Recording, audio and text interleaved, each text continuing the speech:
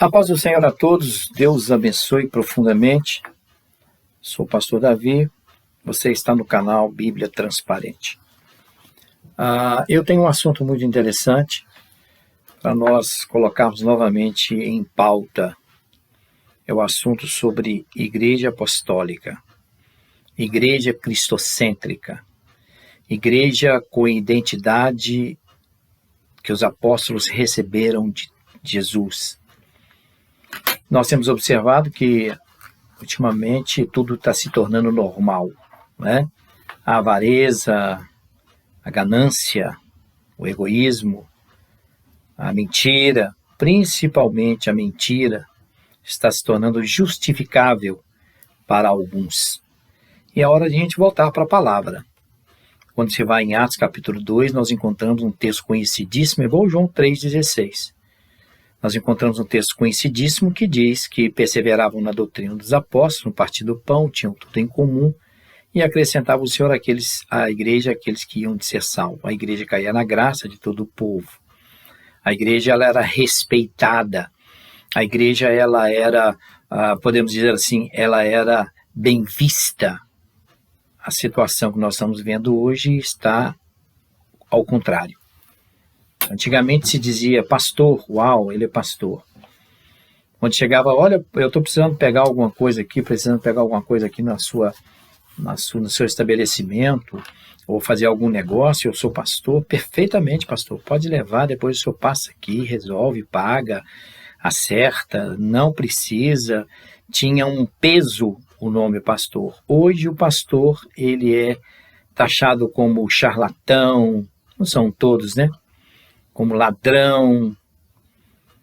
Aqueles que são ladrões se dizem ser pastores, aqueles que são charlatões se dizem ser pastores, aqueles que são mentirosos dizem ser pastores, e aí está infiltrando. Nós vamos ver isso hoje, essa palavra que eu preparei para vocês aqui sobre Igreja Apostólica e Igreja Cristocêntrica. Será que não está na hora de repensarmos valores? Será que a liderança não está na hora de parar com esses acordos com Estado, né? Esses acordos com o paganismo, esse egocentrismo, essa mentira de púlpito? Será que não está na hora de parar? Será que eles estão achando que Deus é um Deus que, no final de tudo, vai resolver a parada com todo mundo? Está tudo certo, não tem problema, você pediu perdão, que nem um ladrão na cruz do Calvário, na cruz, né?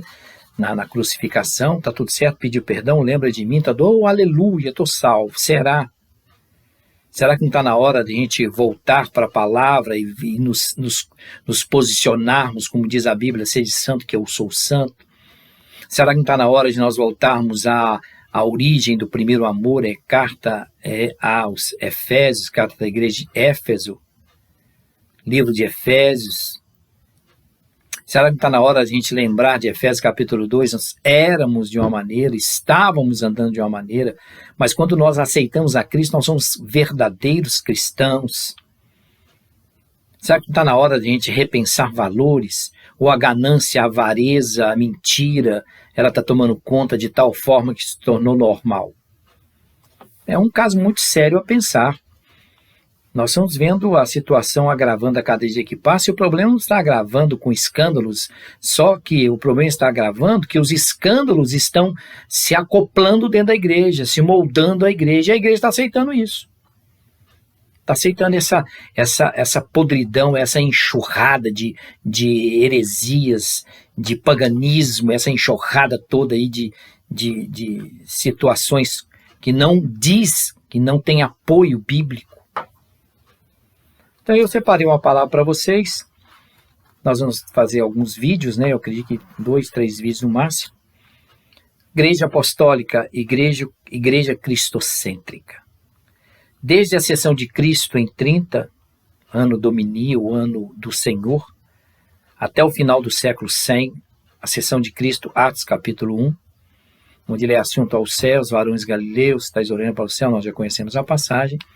E quando ele foi, em Atos capítulo 2, veio o Espírito Santo, caiu sobre aquelas pessoas, e veio ali a primeira pregação de Pedro, quase 5.000 almas se convertem, porque a igreja, ela tinha identidade, a igreja cristã. O cristão antigamente era cristão, tinha identidade. Hoje você não sabe se é cristão ou se ele é mundano. Você não sabe se ele tem uma palavra só, se ele está te dizendo a verdade ou se ele está te engalobando para poder te passar a perna. E não tem temor a Deus, impressionante isso, tá? Então veja bem, o crescimento da igreja em Atos, a partir de Atos capítulo 2, nós vemos em Atos capítulo 5, 14, que diz assim: e a multidão dos que criam no Senhor, tanto homens como mulheres, cresciam cada vez mais. Qual que era o motivo do crescimento da igreja? A evangelização? Não, não é evangelização. A igreja não evangelizava nada. A igreja passou a evangelizar mesmo depois das perseguições, que ela foi dispersa e começou por onde passava, ela evangelizava. A igreja crescia pelo testemunho dos seus membros. Olha a palavra, testemunho dos seus membros. Hoje as pessoas falam com você uma coisa, você não acredita, é crente, meu Deus do céu, o que é isso? Pensa duas vezes, pesquise e acha se aquilo, verifique se aquilo que ele está dizendo é verdade ou é mentira. Você não sabe. Cristão cara de pau? Cristão que falta usar aula de peroba? Não estou vendo mais, eu estou me deparando com cada dia que passa, eu me deparo com um ser que diz ser cristão de maneira diferente. Mentiroso, cara de pau, dissimulado, manipulador. E manipula as pessoas com facilidade, viu? Entram no vosso meio, banqueteando-se convosco, apacentando a si próprio, cata de Judas, espumando as suas sujeiras, vai fazendo o seu rastro, vai deixando o seu mau testemunho. Que se dane, eu estou me dando bem. Que se dane a quem está se decepcionando comigo, eu me dando bem, o resto que se dane. Tem muitos que pensam assim. Mas Deus não pensa assim não, viu? Deus não pensa assim não. Então a igreja crescia em Atos capítulo 5, 14, pelo testemunho que ela dava, enquanto aumentava o número dos membros, aumentava o número das testemunhas. Quanto mais membros, mais testemunhas. Por quê? Porque eles testemunhavam de Cristo. É o cristocêntrico. Hoje a igreja, eu estou falando de igreja generalizada, não estou falando denominacionalmente não, estou falando de igreja, de pessoas que se reúnem e dizem ser cristãos. Que cada um puxa para um lado. Cada um estica de um lado, cada um põe de um lado, cada um coloca de um lado. É um que vem com a revelação nova, fresquinha, que veio do altar. É outro que vem dizendo que Deus falou com ele naquela hora e agora, meu irmão, recebi a mensagem agora, fresquinho, fax. Lembra do fax? Recebi um fax, rapaz, eu recebi um e-mail de Deus. Deus me mandou agora, nesse exato momento, um torpedão. Uns cara de pau. E um monte de gente desinformado, que bate em cima de um estudo teológico ou bíblico sistemático, que não gostam de ler, são levados por isso aí, porque massageia o seu ego. Amontoarão para si doutor segundo as suas próprias concupiscências. Está lá em 2 Timóteo. E eles querem isso. Querem isso. Para que, rapaz, compromisso? Para que compromisso? Fazem uma certa congregação, a parte congregacional de igreja para dominar as pessoas, subjugá-las em cima de regras. Sendo que a palavra diz, conhecereis a verdade vos libertará. No 31 diz assim, você tem Cristo, você é livre. Santificas a verdade, a tua palavra é a verdade. Não está falando de denominação, não. Eu sei que eu vou criando muita coisa em cima de muita gente que vai ouvir esse vídeo. Então vejam bem, enquanto os membros cresciam pelo testemunho, a igreja tinha motivos. Os motivos do crescimento da igreja, primeiro, perseveravam na doutrina. A igreja que tem doutrina não é bando. Ela tem início, se ela tem o culto dela, ela tem o início do culto e o término do culto. Ela tem ordem e decência. Ela não espera chegar o povo para começar culto, não. O culto não é para esperar o povo chegar para amontoar mais gente. A igreja não se reúne para fazer coleta, né? Ela não é coletora de nada, arrecadadora de nada. A Bíblia diz que por todo mundo pregar o evangelho a toda criatura. Não mandou arrecadar nada de ninguém. Depois que nós vemos a parte que a igreja, nós vamos ver isso aqui, a igreja ela começou na sua peregrinação, podemos dizer assim, de evangelização. A igreja tinha tudo em comum, porque todo mundo tinha o que precisava. E aqueles que tinham mais davam àqueles que não tinham menos. A igreja agora foi montada para ser um grande coletoria. Tem igreja arrecadando $35 mil por semana. Tem pastor ganhando $2.500 por semana, sem fazer nada. Vai fazer como eu faço, vai agarrar na construção para você ver como é que é bom. Graças a Deus nunca fui assalariado. Nunca fui assalariado, viu? Primeiro, perseveravam na doutrina de quem? Dos apóstolos. A doutrina tem origem.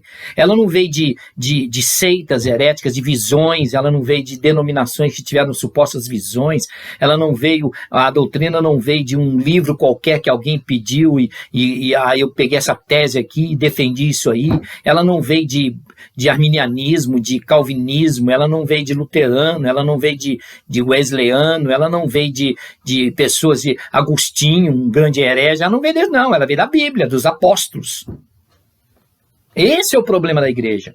A igreja hoje fugiu da doutrina dos apóstolos.